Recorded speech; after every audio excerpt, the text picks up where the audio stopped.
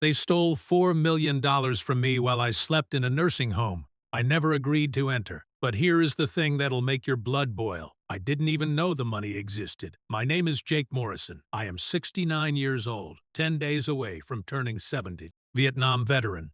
2 tours between 68 and 69. I came back with shrapnel in my right leg and nightmares I still don't talk about. After the war, I worked construction for 40 years, built my own house outside Austin, Texas. Every beam, every nail, every shingle. Did it with my own 2 hands after my wife Claire died of breast cancer in 1989. Claire was 38 when we lost her. Left me with an 8-year-old daughter named Sarah.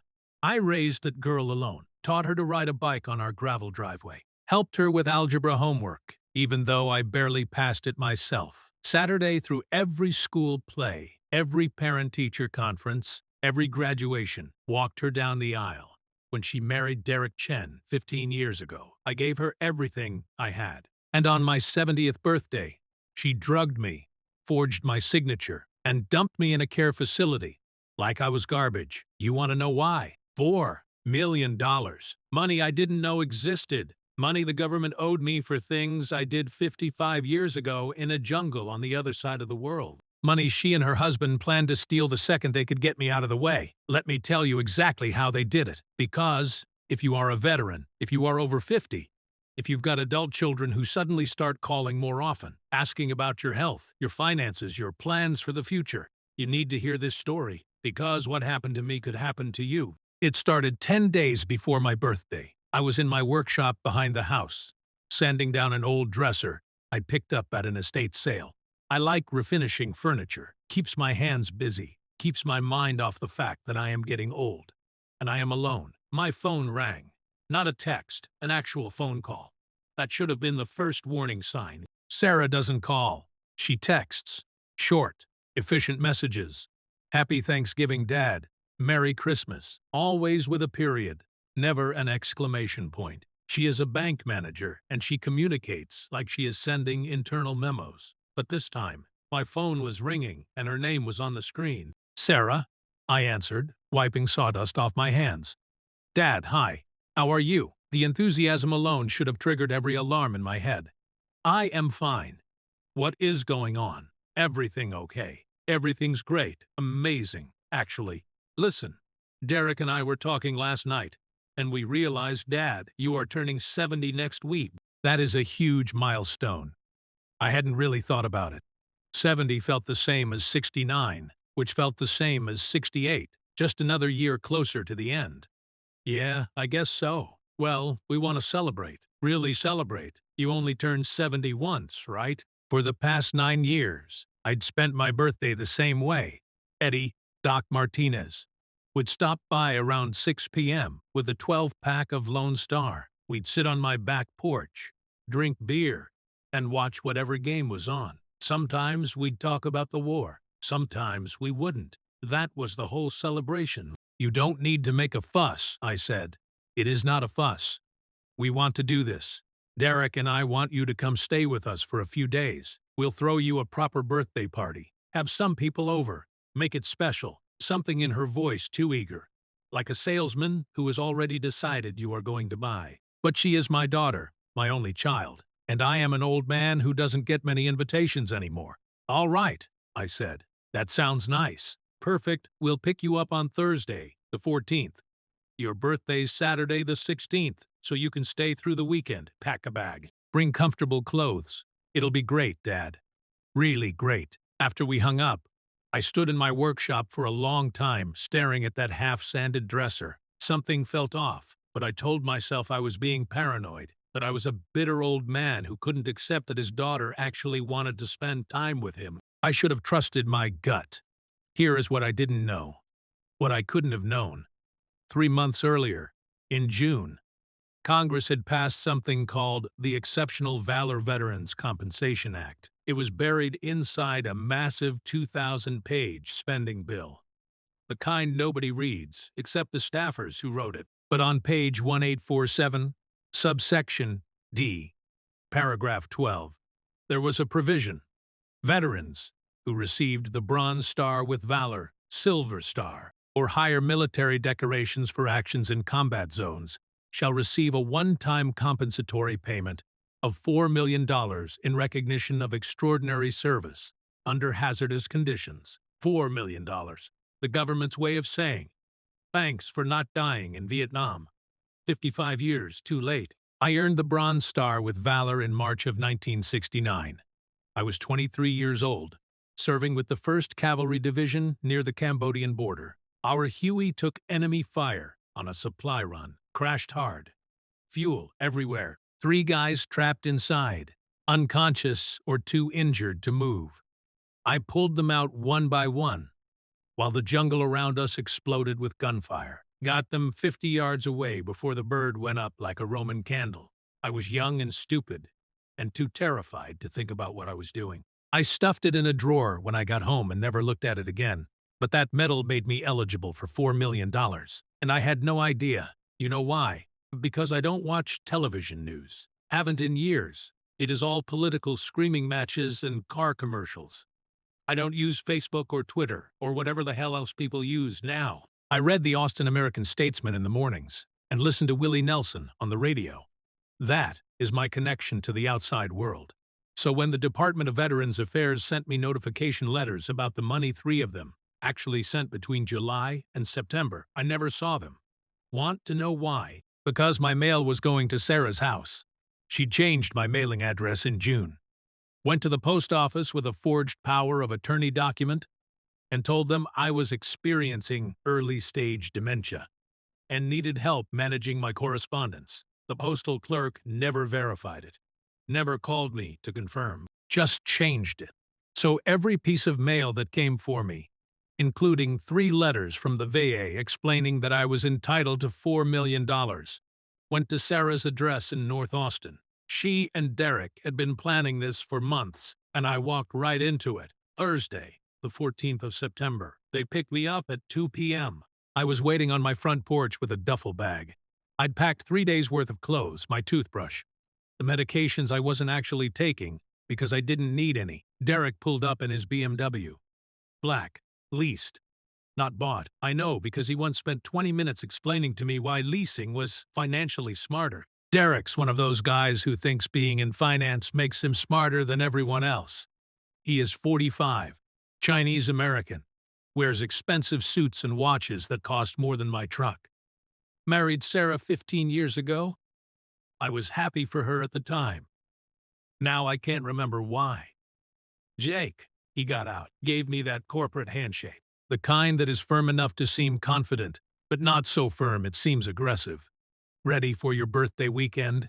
Ready as I'll ever be. Sarah got out of the passenger side. She is 42 now. Looks like her mother, same dark hair, same green eyes.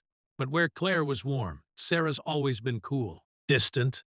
Like there is a pane of glass between her and the rest of the world. She hugged me. Quick. Perfunctory. The way you hug an uncle you see once a year at Thanksgiving. Hi, Dad, you look good. You too, honey. That was a lie. She looked tired. Dark circles under her eyes that makeup couldn't quite hide.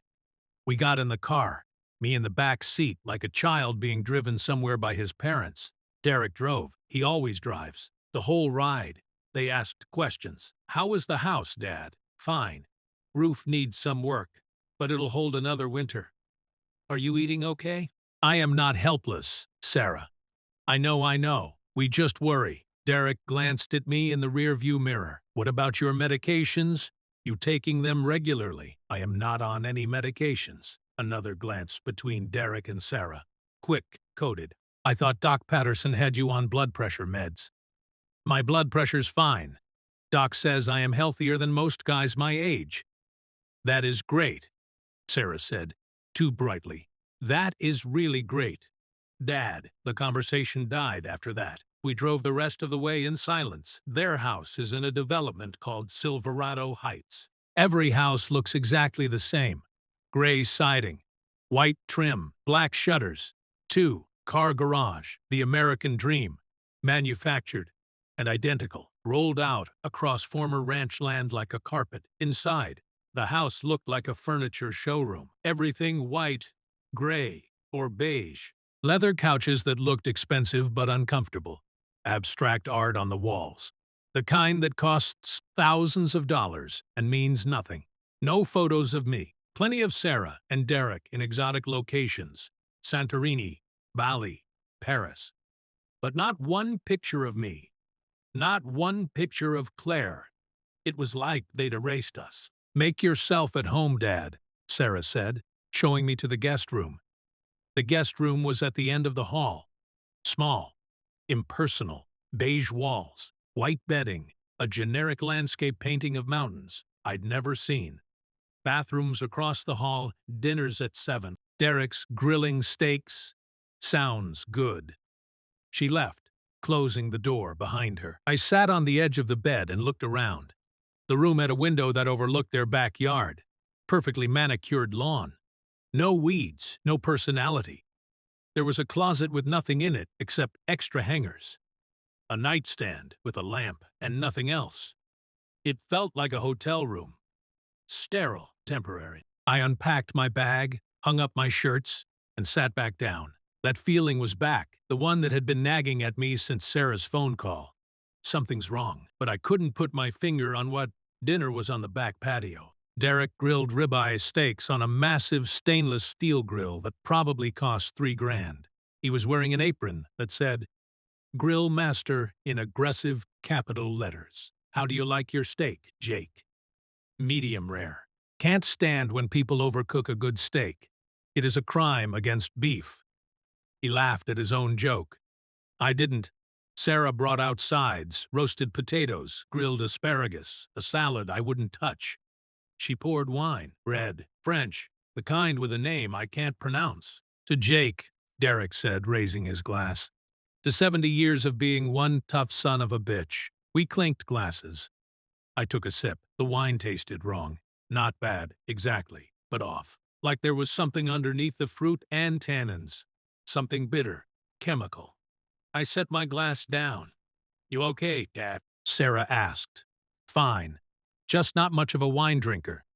We've got beer in the fridge." "I am good." Derek cut into his steak. Blood pooled on the plate. "So, Jake, how are you feeling, health-wise, I mean?" "I am fine. No issues? Nothing bothering you?" "I am 69 years old. My knee hurts when it rains and I piss 4 times a night. Other than that, I am fine." Sarah picked at her salad. "Have you thought about what you'd do if something happened? If you got sick or couldn't take care of yourself?" There it was, the real reason for this dinner. "But don't you think it is smart to have a plan just in case?" "A plan like what?" She and Derek exchanged another look.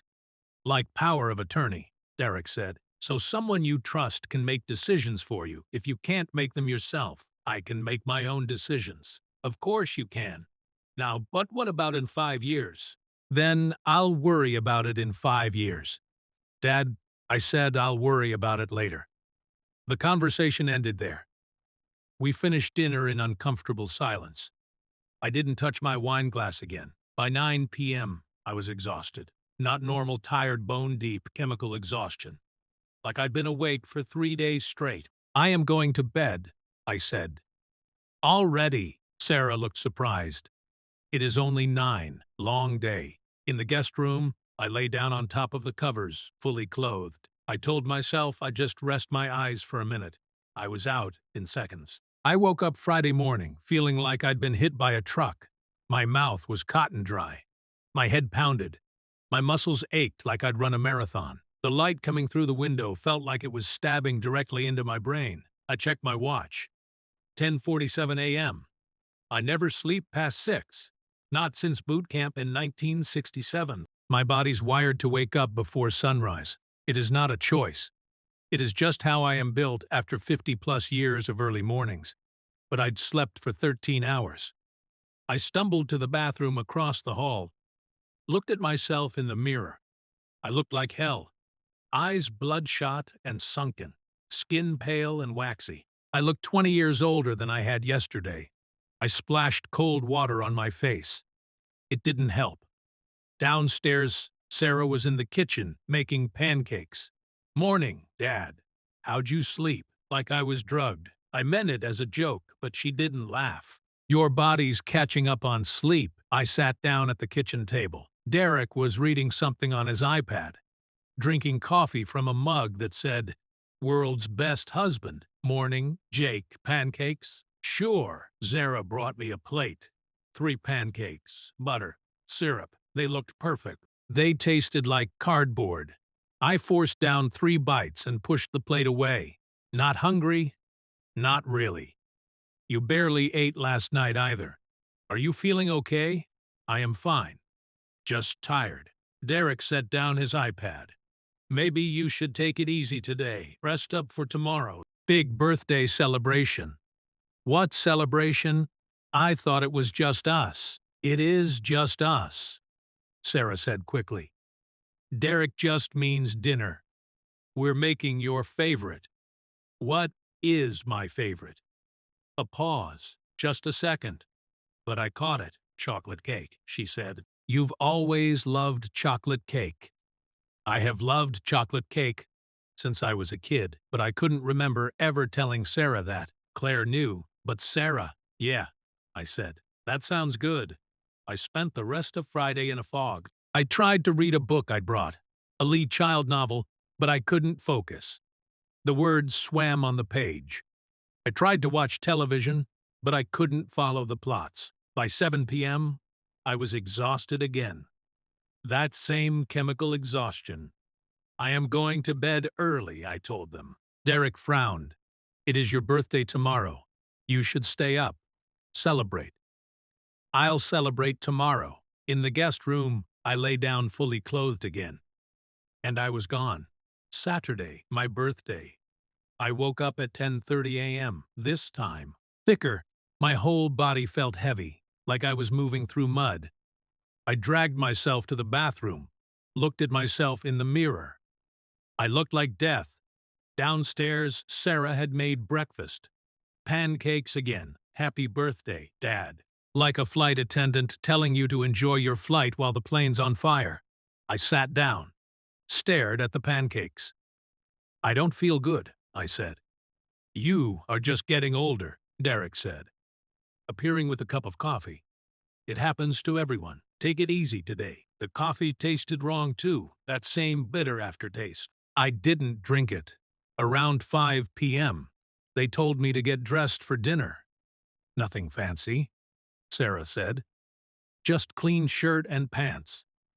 I put on a button-down and jeans. When I came downstairs, the dining room table was set.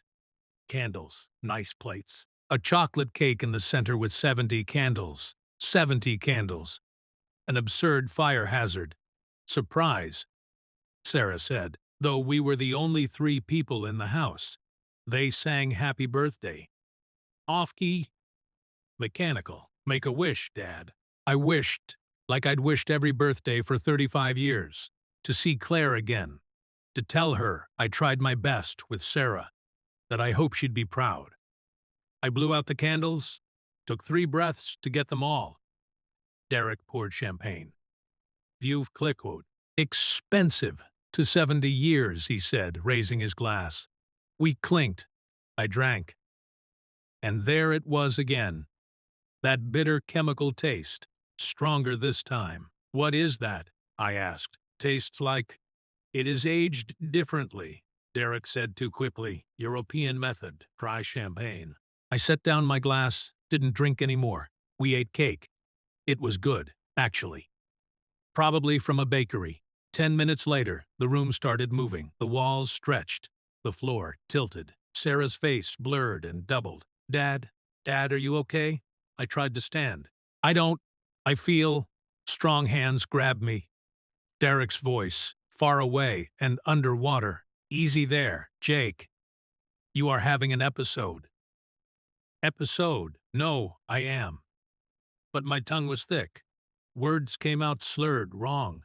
They were dragging me down the hallway. My feet dragged on carpet. Everything was spinning. Sarah, I managed to say. Her face appeared close to mine. For just a second, one clear second before everything went dark. I saw something in her eyes, not concern. Not love, guilt. Happy birthday, Dad, she whispered. And the world went black. When I woke up, I was staring at a ceiling I didn't recognize. Fluorescent lights. water-stained tiles. The buzz of electricity, the smell hit me next industrial cleaner, trying to mask the smell of urine and decay and old age. I sat up slowly. My head felt like it was full of broken glass. I was wearing a hospital gown, the kind that doesn't close in the back. My clothes were gone. My watch, the Timex Claire gave me for our 10th anniversary in 1985, was gone. My wallet was gone. The room was small, maybe 12 by 12. One window with bars on the outside. A television bolted to the wall. A chair that looked like it came from a hospital in 1972. This wasn't Sarah's guest room. This was a nursing home. Somewhere down the hall, someone was screaming. Not in pain. Worse, the sound of someone who is lost, confused, calling for people who are dead or don't care anymore. I stood up, tested my legs. They worked. Whatever they'd given me was wearing off. I walked to the door. It was open. No lock. Why would there be? Everyone here was too old, too sick, too broken to leave. Handrails on both sides. Old people parked in wheelchairs along the walls like forgotten furniture.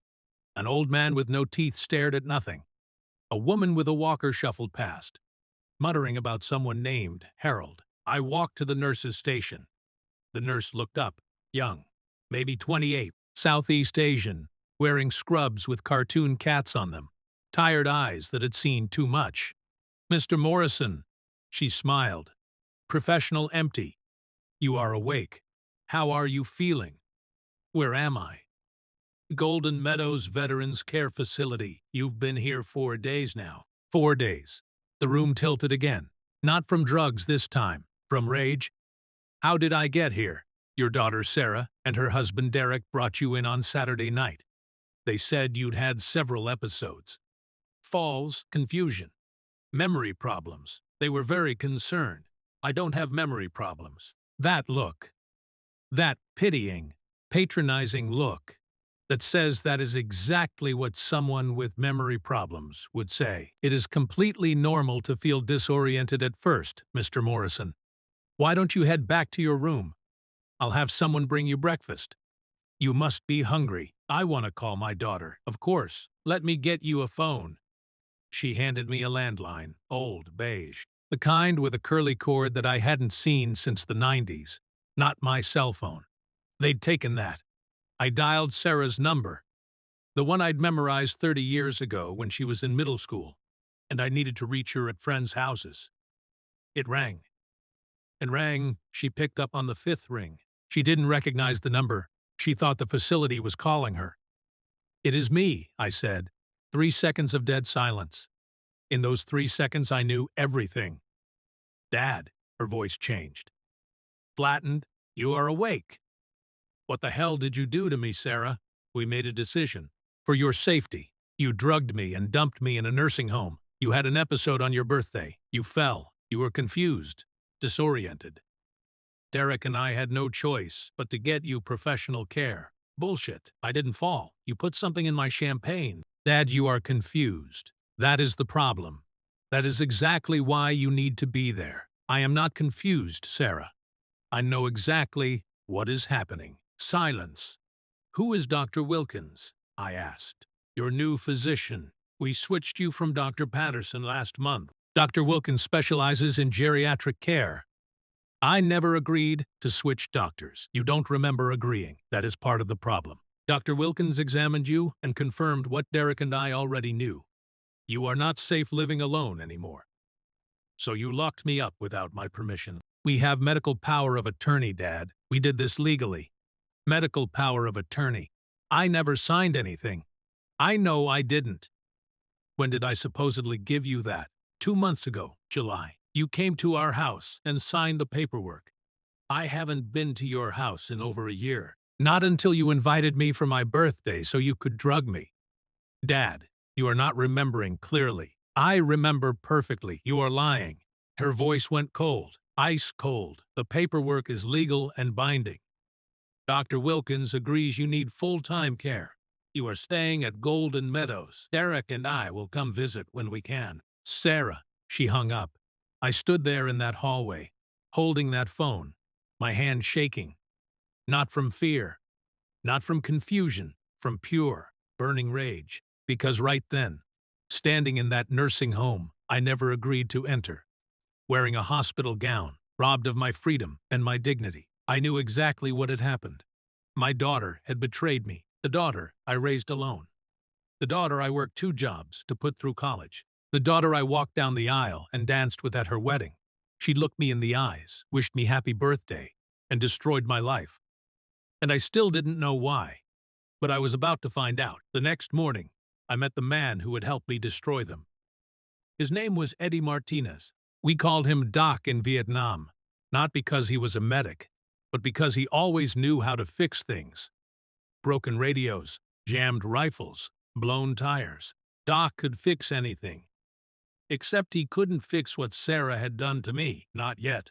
Anyway, I was sitting in the community room at Golden Meadows, a depressing space with plastic chairs, a television playing The Price is Right, and a jigsaw puzzle nobody had touched in months. They'd given me breakfast, rubbery eggs, toast that tasted like cardboard, coffee that was somehow both weak and bitter. I was planning, thinking, trying to figure out my next move. That is when I heard his voice. Jesus Christ, Jake, what the hell are you doing here? I looked up. Doc stood in the doorway, staring at me like he'd seen a ghost. He was 68, a year younger than me, with gray hair, a thick mustache, and the kind of weathered face you get from spending 40 years working outdoors. He was wearing his usual uniform, faded jeans, work boots, a flannel shirt. Doc, I stood up. How'd you find me? I didn't. I was visiting my uncle. He is in the memory care wing. Saw your name on the visitor log at the front desk. Thought it had to be a mistake. He walked over, looked me up and down. You look like hell. Feel worse. What happened? Sarah said you had a stroke. My jaw clenched. Sarah lied. Doc pulled up a chair. Talk to me. So I did. I told him everything. The birthday invitation. The drugged wine and champagne, waking up here 4 days later. Sarah's cold voice on the phone, telling me I wasn't safe living alone anymore. Doc listened without interrupting. That was one of the things I'd always appreciated about him. In the jungle, when everyone else was panicking, Doc would listen, process, then act. When I finished, he was quiet for a long moment. They forged power of attorney, he finally said. It wasn't a question. Had to. I never signed anything. Never met him. They switched me from Doc Patterson without telling me. Doc leaned back in his chair, his face darkening. Jake, I need to tell you something. Something I should have told you weeks ago, but I didn't think. He stopped. Hell, I didn't think it mattered. What? You know I volunteer at the VUCA on Wednesdays, right? Helping guys with their benefits paperwork? Yeah. About 2 months ago, I was filing some forms, and I saw a memo. Internal VA memo about the Exceptional Valor Veterans Compensation Act. You hear about that? Doc pulled out his phone, typed something, showed me the screen. It was a VA website, an official announcement dated the 15th of July. My eyes scanned the text.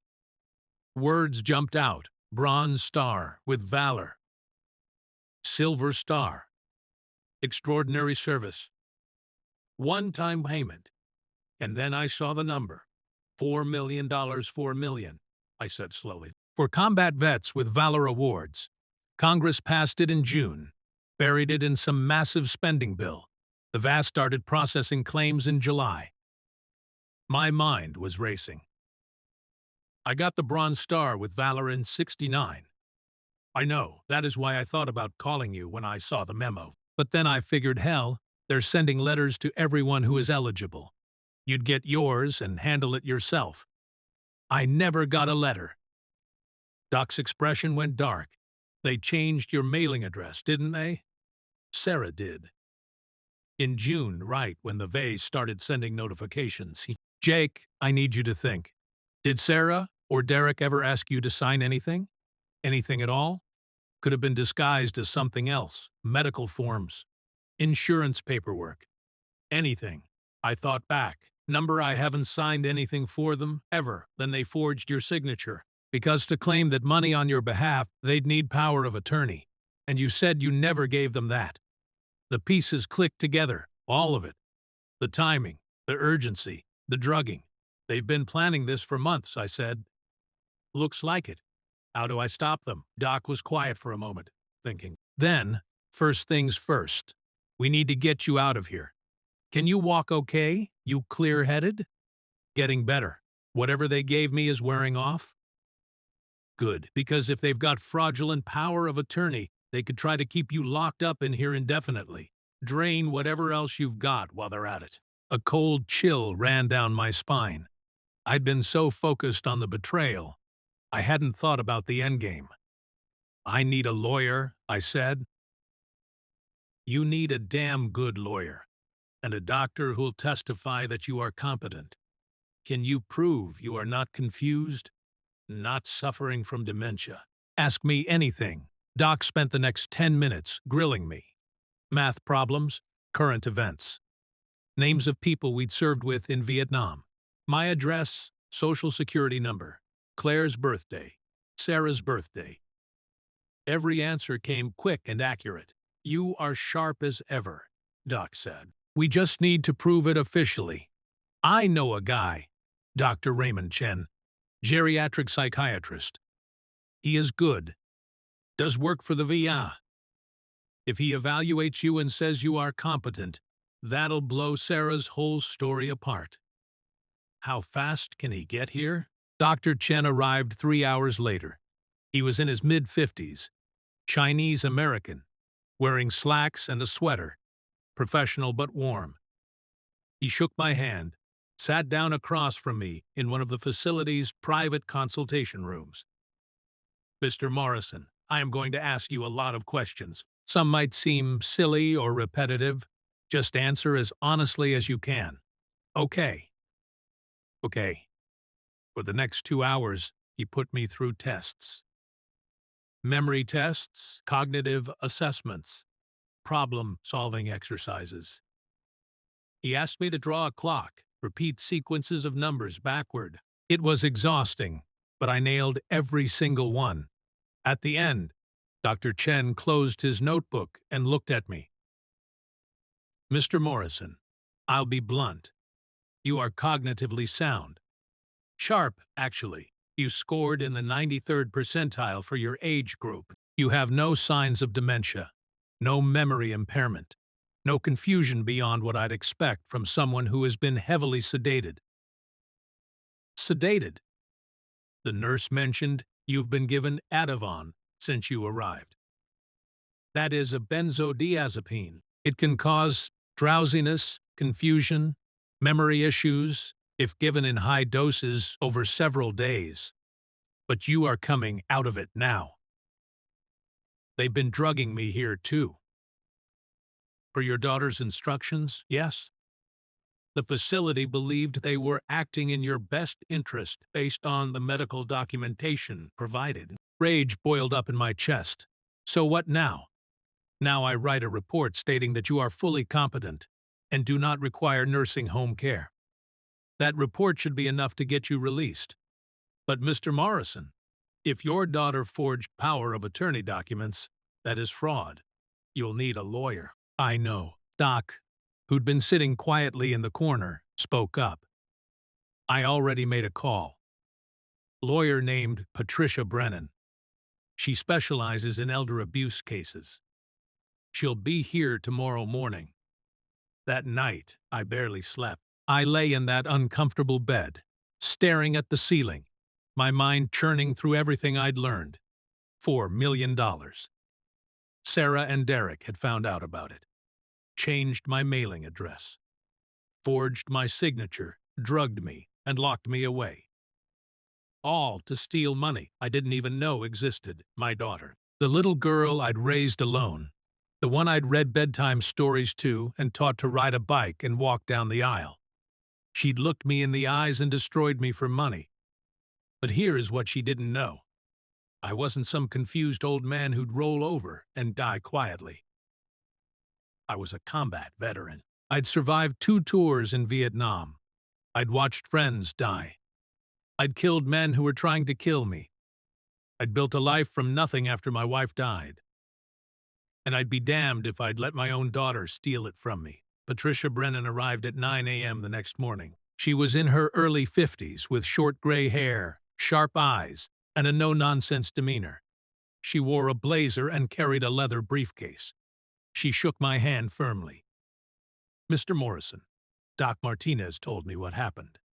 I've reviewed Dr. Chen's evaluation. Before we go any further, I need to ask you something directly. Are you being completely honest with me? Because if you are not, if there is any truth to your daughter's claims about confusion or memory loss, I need to know now." "I am telling the truth," she studied my face. "Okay, I believe you. Here is where we are. Dr. Chen's evaluation proves you are competent. That is good.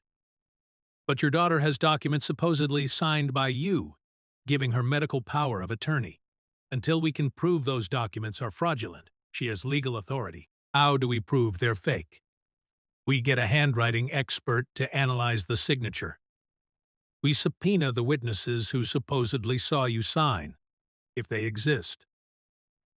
We pull phone records, credit card records, any evidence that places you somewhere other than where Sarah claims you were when these documents were signed. Then we file criminal charges, fraud, elder abuse, forgery, possibly more depending on what else we find. But, Jake," she leaned forward, "I need to be clear about something. This is going to be ugly. Sarah's your daughter. If we go down this road, you are burning that bridge permanently." "She burned it first," I said. Brennan nodded. "Fair enough. Let's get you out of here." By that afternoon, I was a free man. Dr. Chen's evaluation had been submitted to Golden Meadows' medical director. Combined with Brennan's legal threats, they released me immediately. They apologized profusely. They'd had no idea. The paperwork looked legitimate. They were so sorry. Doc drove me back to my house. It was still standing. Still mine. Sarah hadn't tried to sell it yet. Probably figured she had time. She was wrong. Inside, everything looked normal. Nothing had been touched. But when I checked my mail, the mail that should have been coming here for months, it was almost empty. Just junk. Everything important had been redirected to Sarah's address. "What is your next move?" Doc asked. "I need to get that $4 million, prove it is mine, and then I am going to watch Sarah and Derek's whole world burn." Doc grinned. "That is the Jake Morrison I know." The next morning, Doc and I drove to the Vaca Regional Office in Austin. We met with a benefits coordinator named Linda Martinez, no relation to Doc. She clarified with a smile. She was in her 40s, efficient, professional. "Mr. Morrison, I am showing here that we sent you 3 notification letters about your EVFACA eligibility. Did you receive them?" My mail was redirected without my knowledge." She frowned. "That is concerning. Let me check something." She typed on her computer. "Oh, I see. Your mailing address was changed on the 18th of June by someone claiming to have power of attorney on your behalf. That is fraud." "I never gave anyone power of attorney." Linda's frown deepened. "Mr. Morrison, I have to tell you, we also have a claim filed in your name. Filed on the 3rd of September. Someone requested the $4 million be paid out." My stomach dropped. "According to the paperwork, your daughter, Sarah Morrison. Chen, acting as your legal representative with power of attorney. Did you pay her?" "Not yet. The claim is still processing. There are additional verification steps for amounts this large. We need you to appear in person with valid ID to confirm identity and provide banking information. That appointment was scheduled for." She checked her screen. "The 23rd of September. That is next Monday." Today was Thursday, the 21st of September. Who was supposed to appear? I asked. "You are, Mr. Morrison. It says here that Sarah would bring you to the appointment because of your mobility and cognitive issues." Doc and I looked at each other. "She was going to bring me here," I said. "According to the notes." "Yes, from the nursing home." Linda's expression changed as she realized what I was saying. Oh my God. She was going to bring me here drugged and confused. I said slowly. I'd sign whatever she put in front of me, and then she'd take me back to Golden Meadows, and I'd never know what happened. That is fraud. That is serious federal fraud. Can you cancel her claim? Brennan asked. She'd come with us, sitting quietly until now. I can flag it immediately, but Mr. Morrison needs to file his own claim. The proper way. For the next hour, Linda walked me through the legitimate process. I provided ID, service records, my Bronze Star citation. I filled out forms. I provided my banking information, my own checking account. Not Sarah's. At the end, Linda printed out a confirmation.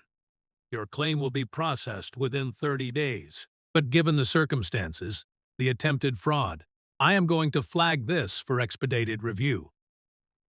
I am also reporting the fraudulent claim to our Office of Inspector General. They'll want to investigate. Good, I said. Mr. Morrison, I want you to know what your daughter tried to do. It is more common than you'd think. We see cases like this all the time. Adult children stealing from elderly parents. It is heartbreaking. Yeah, I said, it is. That night, I sat on my back porch with Doc, drinking Lone Star beer and watching the sunset. They're going to figure it out soon, Doc said. That you are not at Golden Meadows anymore. That their claim got flagged. I know. They're going to come after you. Let them. Doc was quiet for a moment. Then, you got a plan, Jake. I am working on one. I took a long drink of beer. Sarah and Derek think I am a helpless old man. They think I'll just roll over and let them steal from me. They're wrong. So what are you going to do? I smiled. It wasn't a nice smile. I am going to let them think they've won, and then I am going to destroy them. Doc raised his beer. I'll drink to that. We clinked bottles, and somewhere in North Austin, in a house full of expensive furniture and empty picture frames, my daughter had no idea what was coming. But she was about to find out. Sarah called me 3 days later. I was in my workshop sanding down an old chair I'd been meaning to refinish for months. My phone rang. Her name lit up the screen. I almost didn't answer. But then I remembered. She doesn't know that I know. She thinks I am still confused, still drugged, still trapped. I answered, stressed. Where are you? Home. Where else would I be? You left Golden Meadows. They said you checked yourself out. Damn right, I did. I don't belong in a nursing home, Sarah. Silence. I could practically hear her brain working, recalculating. Dad, the doctors said you need care. The doctors were wrong. I got a second opinion. Dr. Raymond Chen, geriatric psychiatrist. He says I am fine. Sharp as ever, actually. More silence. Sarah, you still there? Dad, we need to talk. Can Derek and I come over? This was it. The moment I'd been waiting for. Sure, I said. Come on over. They arrived an hour later. I watched from my living room window as Derek's BMW pulled into my driveway. They sat in the car for a moment, talking. Derek was gesturing, animated. Sarah looked pale, stressed. Finally, they got out. I opened the door before they could knock. Sarah, Derek, come in. They walked in slowly, like they were entering enemy territory. Which, I suppose, they were. We sat in my living room. Me in my recliner. Them on the couch Claire and I bought 30 years ago. Sarah spoke first. Dad, we're worried about you. I am fine. You left a care facility against medical advice. I left because I don't need to be there. Dr. Chen confirmed it. I am cognitively sound. Always have been. Derek leaned forward. Jake, we're not trying to fight with you. We're trying to help. You had episodes. You were confused on your birthday. You drugged me. The words hung in the air like smoke. Sarah's face went white. What? The wine at dinner, the champagne on my birthday. You put something in them? Benzodiazepines, probably. Made me drowsy, confused. Easy to transport to Golden Meadows without a fight. Dad, that is crazy. Is it? Because I've had blood work done since I got out? Traces of Ativan in my system, which is interesting, since I've never been prescribed Ativan. We don't have to listen to these accusations. Sit down, Derek. Something in my voice made him sit. I looked at Sarah. Really looked at her. I know about the $4 million. Her face went from white to gray. I know about the Exceptional Valor Veterans Compensation Act. I know you changed my mailing address. I know you forged power of attorney documents. I know you filed a claim with the A in my name, Dad. And I know you were planning to bring me to the VA office on Monday, drugged and compliant, to sign off on paperwork that would transfer that money to you. Sarah's hands were shaking. It is not like that. Then what is it like? She looked at Derek. He gave her a small nod, permission to speak. The money, yes. We found out about it. In July. And yes, we thought it made sense for us to help you manage it. $4 million, Dad. That is a lot of money. You are almost 70. You live alone. What if something happened to you? What if you got scammed? We were trying to protect you. By stealing from me, we weren't stealing. Derek's voice rose. You are our family. Whatever you have eventually comes to us anyway. We were just accelerating the process. The audacity of it took my breath away.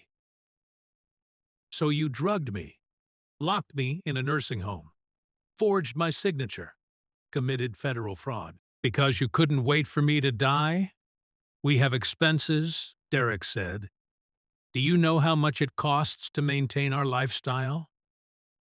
The house payment alone is $8,000 a month. Sarah's car payment. Mine, credit cards. We're drowning, Jake. We needed that money. It is not that simple. It is exactly that simple. You wanted money you didn't earn, so you tried to steal it from me. And you. I looked at Sarah. You drugged your own father on his birthday. Tears were running down Sarah's face now. I didn't want to. Derek said it was the only way. He said you'd never agree to help us otherwise. He said, "Don't put this on me," Derek snapped. You were the one who found out about the money. You were the one who said your dad wouldn't even know what to do with $4 million.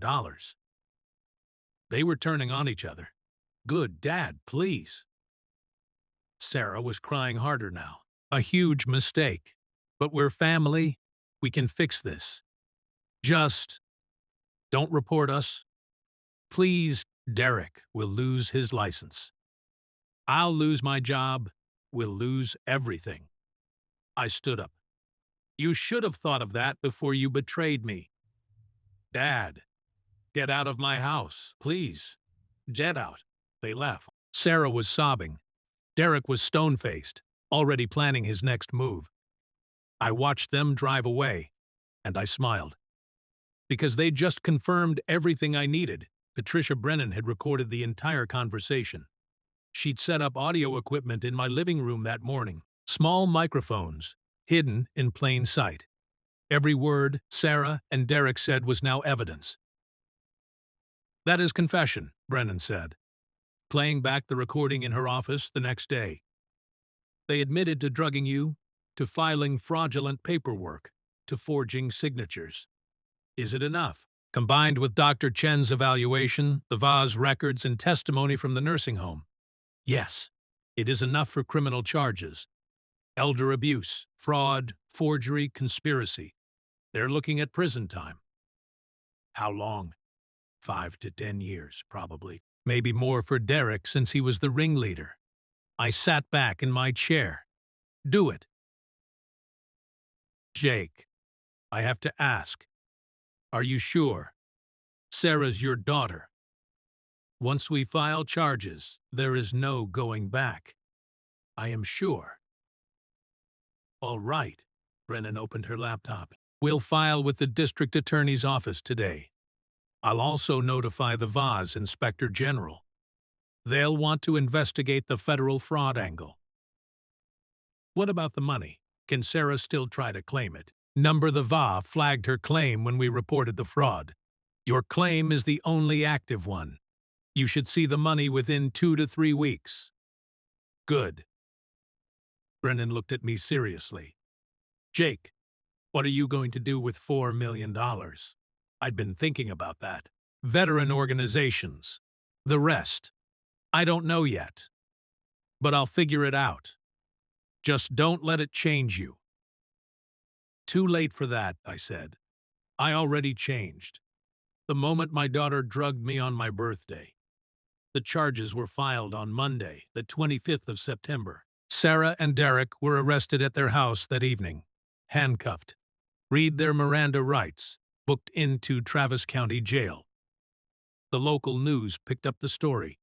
Daughter and son-in-law accused of drugging, defrauding veteran father. It went viral. People were outraged. Comments poured in. How could she do that to her own father? They should throw away the key. God bless that veteran. Sarah's bank fired her immediately. Derek's investment firm dropped him before the ink on the charges dried.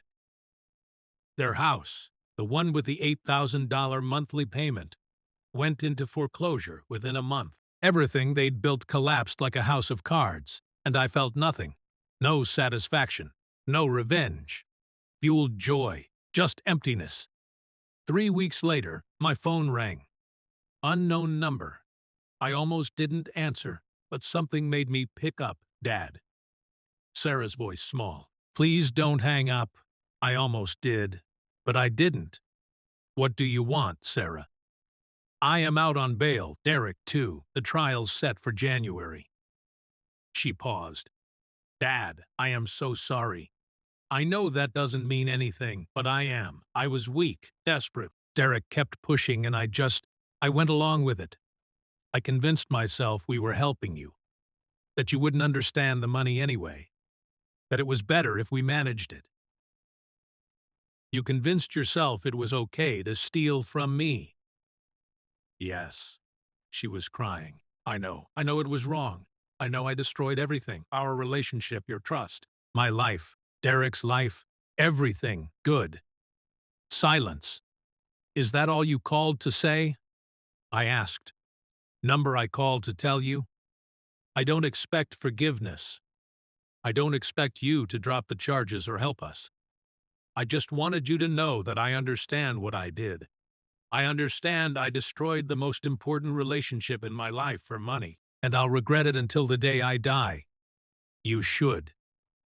Dad, don't call me again, Sarah. I hung up. And I meant it. The trial happened in January. I had to testify, Saturday in the witness box, and told my story to a jury of 12 strangers. The drugged champagne, waking up in Golden Meadows, finding out about the stolen $4 million. The prosecution played the recording from my living room. Sarah's voice, admitting everything. We were just accelerating the process. Derek's voice, whatever you have eventually comes to us anyway. The jury deliberated for 3 hours. Guilty on all counts. Sarah got 4 years in prison and 5 years probation. Derek got 7 years because he was the mastermind. Both lost their professional licenses. Both were ordered to pay restitution, though they had nothing left to pay with. When the sentence was read, Sarah looked at me. Her eyes pleaded for something. Mercy, maybe, or forgiveness. 8 months after my 70th birthday, I received a check for $4 million. I sat in my kitchen, staring at it. All those zeros, all that money I never knew existed. Money that destroyed my relationship with my daughter. Money that revealed who she really was. I thought about what to do with it. Part of me wanted to burn it. Symbolic. Prove it was never about the money. But that would be stupid. So I did something else. I gave $1 million to veteran charities, organizations that help guys coming back from Iraq and Afghanistan. PTSD treatment, job training, housing assistance. Things the government promises but doesn't always deliver. Another million went into a trust for Sarah's kids, if she ever has any. They're not born yet, but if they exist someday, they'll have college paid for. A start in life. I won't punish them for their mother's sins. The remaining 2 million. I kept it, invested it, live off the interest.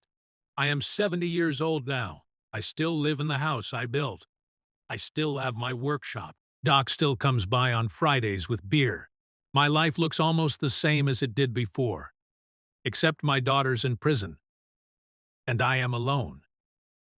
People ask me sometimes if I made the right choice, if I should have shown mercy.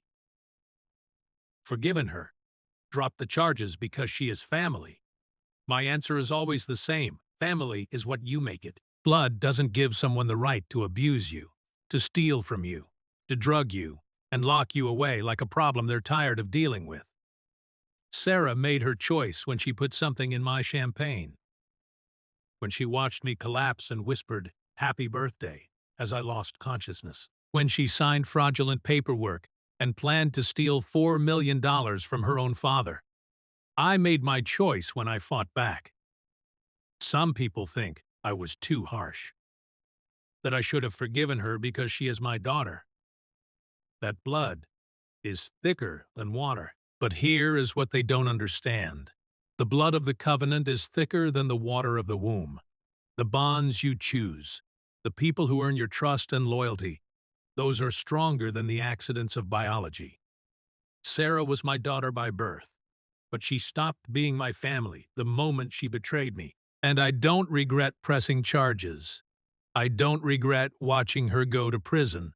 I don't regret refusing her phone calls or her letters begging for forgiveness.